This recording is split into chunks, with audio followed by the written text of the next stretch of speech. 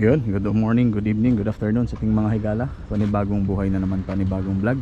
So for today's vlog, ang ipapakita ko sa inyo nandyan sa thumbnail natin mga higala, no? So ito yung mga unit na bali uli presyo na lang yung tinatawag natin. So nasa hindi na lang to pinatungan or yung magkano lang yung naabot nito ng gastos. So paunahan na lang to mga higala, napakamura nito. Mga recondition na to, no? Yung iba nito maliit lang yung mga gastusin nyo, so as is where is, pero yung iba nito recondition na with registration, kasama na po, kasali na po. Okay, so walang intro, walang outro. Ang pinakamagandang tama, syempre yung gumawa ng tama. Okay, magpipray lang tayo. Lord God, maraming salamat po sa biyayang binigay niyo po sa amin sa pang-araw-araw. Gabayan niyo po ako, Lord, sa aking mga ginagawa. Hinggan niyo po sa kapamakan. Gayon din yung subscribers, yung mga viewers ko, para po pagpatuloy kami sa aming mga ginagawa. Itong lahat ay alay sa iyo. In Jesus name I pray, amen.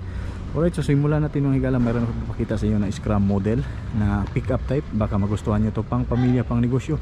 Napakalupit nitong presyuhan nito kasi naka-sit up na, naka-loaded na, no? Tapos yung presyo nito murang mura lang. Alright, so walang intro, walang outro. Ito, so ito mga higala, no? So this is 4x4 na scrum type off-road. Okay, with registration. Okay, so bali transfer na po sa inyong pangalan yan. First owner po kayo, tapos naka-mags. Okay, tapos mayroon lang step board na stemless. Ayan, so mayroon siyang gulong dito. Tapos dito mga higala, mayroon siyang canopy. Wala lang po siyang upuan, pero pwede nating palagyan ng upuan. So ganitong sit up kung magkano. Okay, so ito siya mga higala. 180 daw, last. Kuya naman, ina na ako din. So ito, so ito siya mga higala. So mayroon dito mga higala. So itong 4x4 na pick up nandito. So ito siya mga higala, no? So kung magkano tong unit na to, napakaganda nito mga higala, dahil ganitong sit up na napakamura. Okay, so sa halaga naman, uli presyo lang, uli lang sa mga na ano nito. So for only just 200,000. Okay, 200,000 pesos, ganito na. Tinted aircon, tapos pwede nating palagyan ng upuan dito mga higala, no? Okay, so ito siya. So sit up pa naman sa harapan ito. Mayroon na siyang 2 din. Ayan, no? So this is 4x4 scrum ito. Napakaganda nito.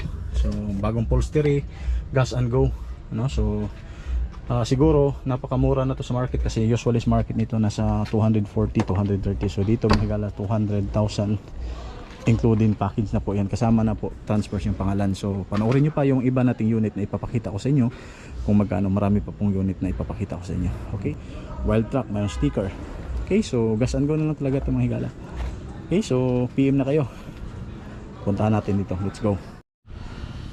Ayun, so alright kung mga higala, so nandito tayo ngayon, continuation sa ating mga sasakyan, no? Kung saan makikita nyo dito mga higala, napakadaming sasakyan na mid to order to. Tapos yung iba nito is ano na, tawag nito balik puhunan na lang, no? Yung tinatawag. So napaka goods nito, yung iba recondition. So iba-ibang klaseng ano nito, kasi mayroon nang dadating na mga bagong container, bagong unit. So as of now, di-dispose natin to, no? So kung magkano yung presyuhan, so bawat isa ipapakita ko sa inyo mga higala, no?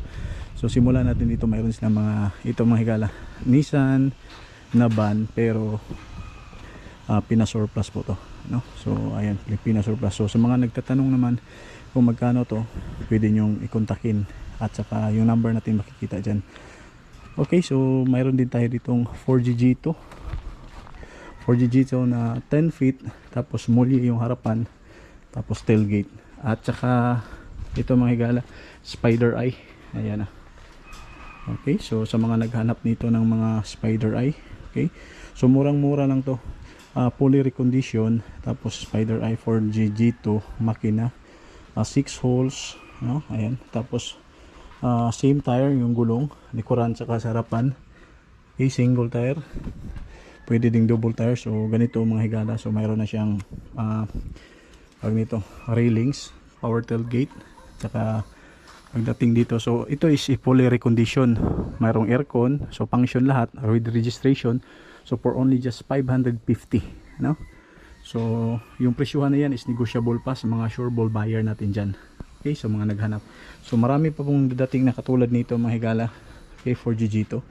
So ganito mga unit. Okay, so mayroon din ako papakita sa inyo ng mga van type. Mayroon ding L300. Ito, L300. Ayan, kaso wala pa yung presyo. No, ilalagay ko na lang dyan kung magkano yung presyohan L300. Okay, tapos mayroon pa dito pick up type na okay, DA16. Okay, DA16 sa mga higala. So ganitong unit to. Ayan, so recondition with plaka, bagong pintura, mags na. Okay, so balik puhunan ng to mga higala. So naka-tinted na. Check natin sa ano. This is automatic. So ganito mga higala, for only just ilalagay ko lang dyan. Okay, basahin nyo lang mga higala. So napakamura na yan, at saka pwede nating sabot-sabot pa. Ayan. So again, recondition, first owner po kayo, back lang to sa puhunan. Okay, automatic unit. Okay, mayroon din tayong forklift dito mga higala. So $5. Mayroong forklift na ito sa mga nagtatanong nito, no. So iba-iba yung nandito, no, assorted unit. So this one is only pwede nating iano sa inyo to na 500. Magdala kayo ng 500 dito, goods na to. So sa inyo na to. Okay, ayan.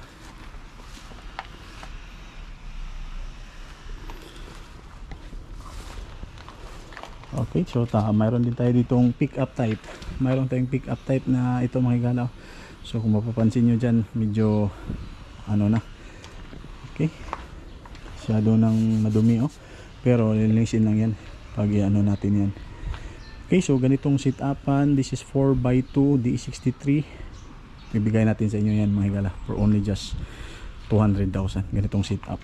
Okay, for cash basis. Ayan, so with canopy, upuan sa likuran. Ito, mayroon pang top load na yan, tibay nito.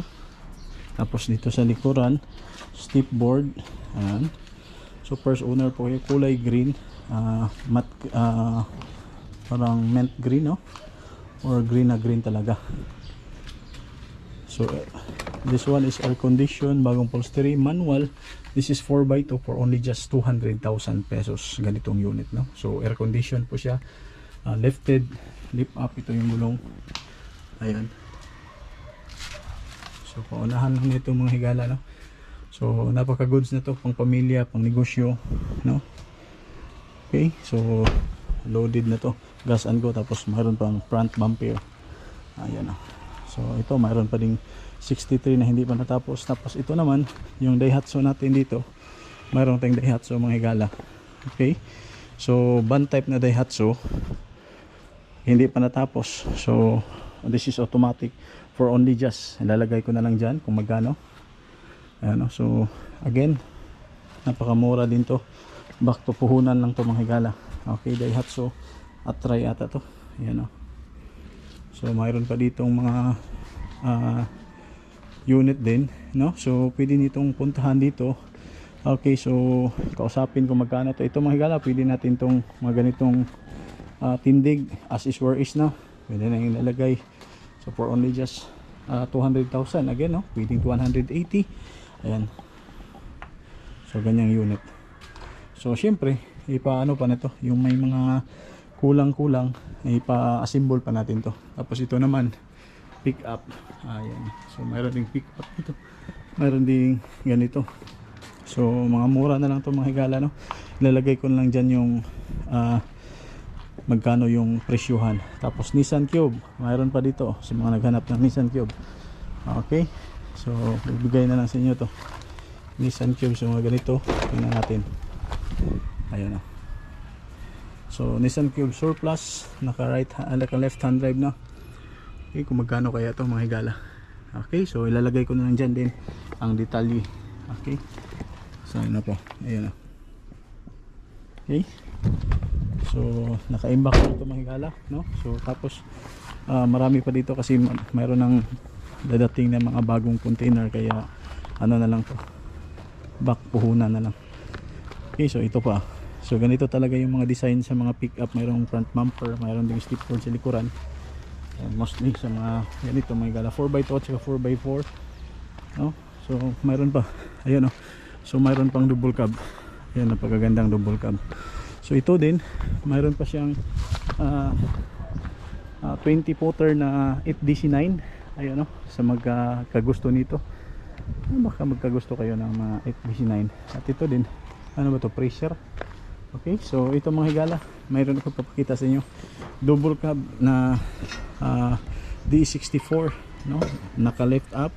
Tingnan nyo yung pormahan. Ayan, no. So with canopy, so ito lagyan pa to ng roof racks itaas, no, so hindi pa to natapos, tapos lagyan pa to dito ng step board dito sa likuran. Ayan, so tapos air condition na to mga higala, no. Tapos sa harapan din lagyan ng front bumper dito. Ito yung mukha nito. Ayan, no, so ayan yung mukha. So dito na tayo sa harapan, dito tayo sa kanyang harapan ito. So this is manual. Sa mga nagtatanong kung magkano to, ilalagay ko dyan sa inyo mga higala kung magkano.